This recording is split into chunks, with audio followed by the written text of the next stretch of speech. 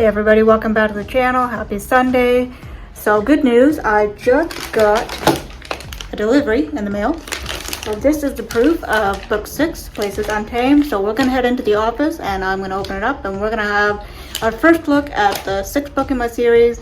And I've got coffee going in the background for whenever Dan gets home. And yeah, you know, it's just been a quiet day here. So I figured I could just get caught up on some writing related stuff for now, and I've been changing some of the thumbnails on my YouTube videos. Not doing anything too crazy today, but that's not what's important. What's important is opening this proof copy, so let's sit down and get to work. I think I'll take this off, and maybe just unzip it. One of those days, you know, like it's kind of rainy and cool outside, but it's warm in here, so it's like I'm really hot one second, then cold the next, so I think I'll just keep this on for today. Not my usual writing sweater, but that's okay. I should probably cover up my address there before I dox myself. That is the package that the proof comes in. I think they did away with their padded envelopes a little while ago. I don't know when that changed, maybe 2 or 3 years back. But now I think Amazon is trying to be a little bit more environmentally conscious about their packaging practices, and that's why I'm seeing a lot more paper envelopes. Alright, that was easy. I like it when things are easy. Alright guys, here it is. First look at book 6 in my series. This is the proof copy, so of course it has the not for resale banner like all proof copies delivered by Amazon have. So obviously if you were to buy this book on Amazon, it's not going to look exactly like this. This is really just for my benefit, so I can go through it page by page and make sure that everything printed properly. And in fact, we're going to do that right now, you and me sitting here at my desk. So let's start with the front cover. Obviously, we don't want to see any major issues on the very first thing that people see. You know how they say don't judge a book by its cover? Well, unfortunately, and ironically enough, in the publishing industry, you do have to kind of judge a book by its cover. And additional fun fact here, usually a reader who's browsing the shelves at Chapters or Indigo or Kohl's or Barnes & Noble or any sort of brick and mortar bookstore, they will spend on average 7 seconds looking at your cover.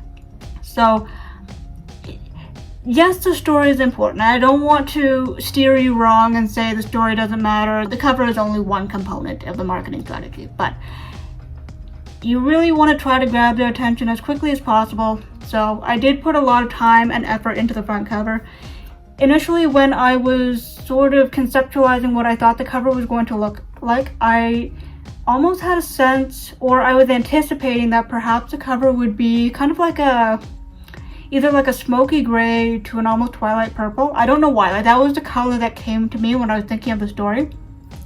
But then when I started actually looking at the stock images that were available on Canva when I was doing the mock-up for the first draft, I came across this image, and which is interesting because yellow and purple are opposite on the color wheel, right? So I wasn't really thinking that it was going to be like a bright and cheery color like this, but I do like this color, and I'm glad I went with a sort of yellow / orange, straw yellow kind of color palette, because at the end of the day, even though there is a lot of dark, controversial subject matter that takes place inside the book, it is ultimately a story about hope and doing what is right. So I hope that comes through not just in the cover but in the story itself. The spine, of course, looks just like all the other spines. You've got the title up here and of course my name down here in 2 separate fonts. So when they're all lined up on my shelf, they look like a nice cohesive unit, right? Like a little family of books. Let's move on to what's on the inside, because we all know it's what's on the inside that counts, right? After my little spiel about the cover is very important. All right, let's open it up. Very first page, I like to keep this simple, guys. Title and then reading order. Book 6 of the Movie Mountain series. Now, in terms of front matter, if you look at traditionally published books, usually the front matter will include an entire page that includes just the publisher's information.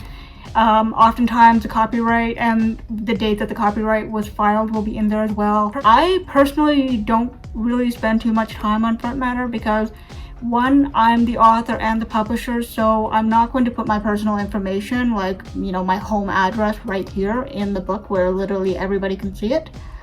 And also too, I just sort of have this very principal belief that you should just get right into the story and just don't clutter up the pages too much.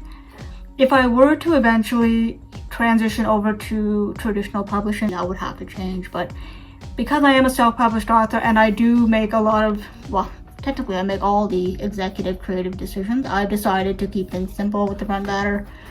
So after the title page here, you jump right into copyright info.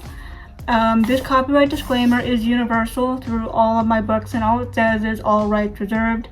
This book or any portion thereof may not be reproduced or used in any manner whatsoever without the express written permission of the publisher, except for the use of brief quotations in a book review or a scholarly journal. So basically, if you want to quote me on, well, anywhere like Amazon or what's that other one that I'm supposed to be using that I don't use? But anyway, yeah, if you wanted to quote like a few lines here and there, then that's fine. Just please do not plagiarize my entire book. Thank you very much. ISBN number is here, and I think it's also on the back as well. No, it's just the barcode number on the back. Okay, whatever. Again, boring technical stuff, who cares? Okie dokie, and then right off the bat, after this page here, I'm pointing to the wrong page. This is the copyright page. This is the story right over here. So the book starts off in Toronto, Ontario.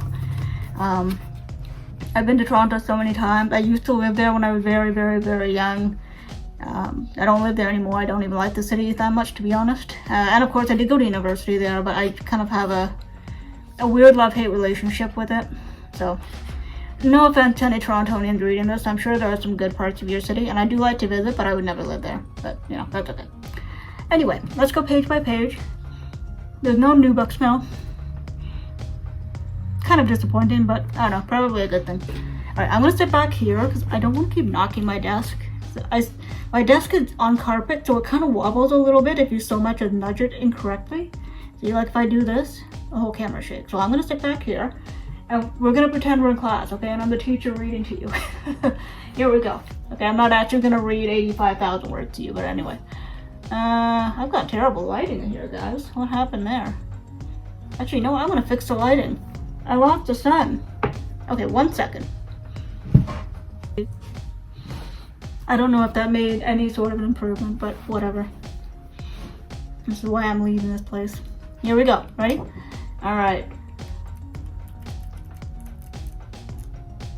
So going through it, not like page by page, but fanning through it quickly like this, enables me to see if there are any sort of major issues with the formatting, like in terms of any blank pages that I might have missed in the formatting page, or if there's like a major misprint somewhere. Like sometimes every once in a while the printing press itself will kind of get a page stuck or something like that, and you'll see it. It'll be very obvious that it'll double print on top of a page or something like that. And again, this is why I have to go through page by page on my own time and just make sure that everything is actually the way it's supposed to be. Because this is a representation of the finished product, right? So what I see here is what you guys are going to get minus the not for resale banner. So I really want to make sure that, since I've already done all this work to write the book and format it and edit it and everything else, I want it to actually look good too. Fun fact about this book. So this book ended up being just over 2,000 words longer than book 5, but it ended up being several chapters shorter. So when I was writing the book, I thought for sure it was going to be, visually speaking, the thickest book in the lineup. But then when I actually formatted it all together and I brought it down to the usual 6x9 inch trim, like the paper size, with the margins and everything set up like that, line spacing, paragraph spacing, font size, like everything to the letter, just like every other book in the series. It actually ended up being thinner than book 5. So, but like not noticeably so. We're talking about like a difference of maybe 10 pages. On the back, of course, you've got the blurb up top and you've got the author bio down below. I keep the author bio the same across my series, which I feel kind of weird and disingenuous doing that, because as much as the series spanned multiple years of the characters' lives, it has also incidentally spanned multiple years of my life. And from the time I started writing this series to basically to today, my life has changed considerably, career-wise, relationship-wise, physically, emotionally, like everything has changed, right? And yet I have the same sort of insipid, unchanging author bio, and I probably should update it, but I'm a little bit hesitant to put too much of myself out there. It's a weird little hang up of mine because I will sit here for hours and I will talk to a camera and I will make videos for you guys and I'll welcome you into my bedroom, literally my bedroom, because it's also my office. But I just kind of don't want you to see what my face looks like when it's compressed down into a little pixelated picture frame. I don't know why. I'm weird about it. Okay, I'm sorry. I love it. I hope you love it too. And I know I said in the book trailer that this book would be available summer of 2025, but it's actually live on Amazon right now, and so is the ebook version if you have a Kindle e-reader or phone. I hope you will maybe consider purchasing this book. I don't know if you can purchase it as a standalone. I'm sure you can, right? Because it's really just about Jackson's story, right? Jackson is Hannah and Ray's 16-year-old son. You could theoretically jump right into the story without having read the preceding 5 books. Of course, you know, I'm not going to ask you guys to buy 6 books right off the bat because I know how expensive it can be. So if you just want to buy this one book individually, that would be okay too. And it would warm the cockles of my little writer's heart if you could jump into this world with me and spend a little time with my characters, because I think they're very cool and hopefully endearingly flawed. But anyway, guys, I thank you again for spending your afternoon with me. I'm going to wrap it up here, throw some edits on this thing, and upload it. Thanks so much, and I will catch you all on the next one.